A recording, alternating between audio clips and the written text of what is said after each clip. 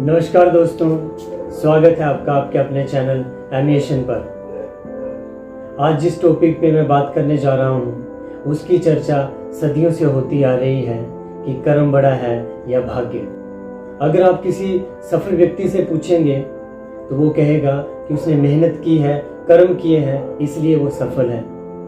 लेकिन दूसरी तरफ अगर यही बात एक आप असफल व्यक्ति से पूछेंगे तो वो कहेगा कि मेरी किस्मत ही खराब है, मेरी किस्मत में ऐसा लिखा था इसलिए मैं असफल हुआ हूँ। तो आज मैं आपको एक कहानी सुनाने जा रहा हूँ जिससे हमें पता चलेगा कि कर्म बड़ा होता है या भाग्य बड़ा होता है।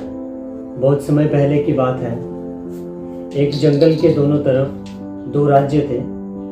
वहाँ पे दो अलग अलग राजा रहते थे और उन दो राज्यों के बीच में एक नदी बहती थी और उस नदी के पानी से दोनों राज्यों की ज़रूरतें पूरी होती थी, चाहे वो सिंचाई की हो, चाहे पीने के पानी की हो। और उसी जंगल के बीचों बीच एक संत भी रहते थे।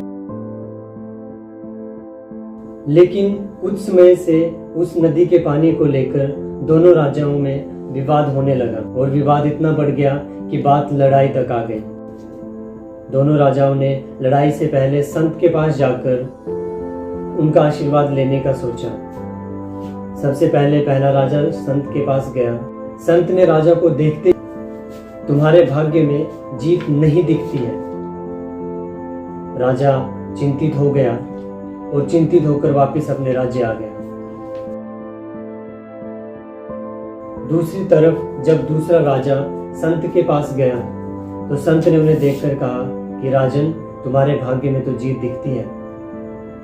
ये सुनकर राजा बहुत ज्यादा खुश हो गया और वापस खुशी खुशी अपने राज्य वापस आ गया। तो जिस राजा को संत ने कहा था कि तुम्हारे भाग्य में जीत नहीं दिखती, उस राजा ने हार नहीं मानी और अपनी सेना को कहा कि अगर हम हारेंगे तो लड़कर हारेंगे, पूरी मेहनत से लड़ेंगे और पूरे पराक्रम से लड़ेंगे। दूसरी तरफ दूसरे राजा जिन्हें संत ने कहा था कि तुम्हारे भाग्य में जीत दिखती है, वो इतना ज्यादा खुश हो गए कि युद्ध की तैयारियों में उन्होंने बिल्कुल भी ध्यान देना बंद कर दिया।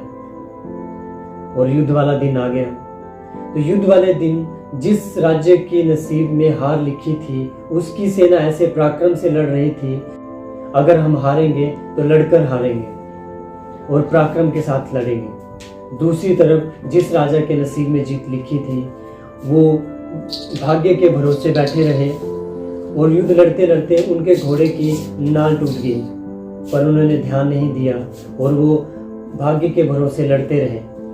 और एक समय आया, घोड़ा नीचे गिर गया और उस राजा को दूसरी सेना ने बंदी बना लिया। अब जिस राजा के नसीब में जीत लिखी थी वो तो हार गया, लेकिन जिसके नसीब में हार लिखी थी वो जीत गया। तभी युद्ध भूमि के बीचों बीच ऋषिवर आए। तो दोनों राजाओं ने उनसे सवाल किया कि हे मुनिवर, आपने तो कहा था कि मेरी जीत होगी लेकिन मैं हार गया, और आपने कहा था कि ये हारेगा लेकिन ये जीत गया। ऋषिवर ने कहा कि तुम्हारा भाग्य नहीं बदला है, लेकिन तुम दोनों ने अपना व्यक्तित्व, अपने कर्मों को ही बदल दिया। जिस राजा को पता था उसने हारना है तो उसने युद्ध की तरफ अपने कर्म किए। उसने अपनी सेना को खुद तैयार किया, खुद बागडोर संभाली और हर कार्य खुद किया, और उसने अपने कर्मों को इतना महान बना लिया कि भाग्य उसके आगे कुछ नहीं कर सकता था। जबकि दूसरी तरफ है राजन, तुमने भाग्य के भरोसे बैठकर युद्ध का कोई भी काम करना जरूरी नहीं समझा और उसके फलस्वरूप तुम्हारी सेना हार गई। इसलिए हे राजन, भाग्य एक लोहे की तरह है और कर्म एक चुंबक है। जिस तरफ कर्म का चुंबक होता है भाग्य वहीं खींचा चला आता है। इसलिए दोस्तों, और मैं भी यही मानता हूँ कि हमें कर्म करना चाहिए।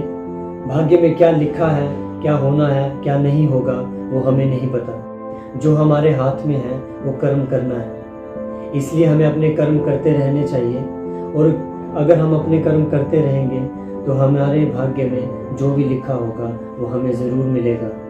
अगर आपको मेरी ये वीडियो पसंद आई हो तो कृपया इसे लाइक, शेयर और सब्सक्राइब ज़रूर कर दीजिएगा, ताकि हम आपके लिए अच्छी अच्छी वीडियोज़ लाते रहें। वीडियो देखने के लिए एक बार फिर से आपका धन्यवाद। नमस्कार।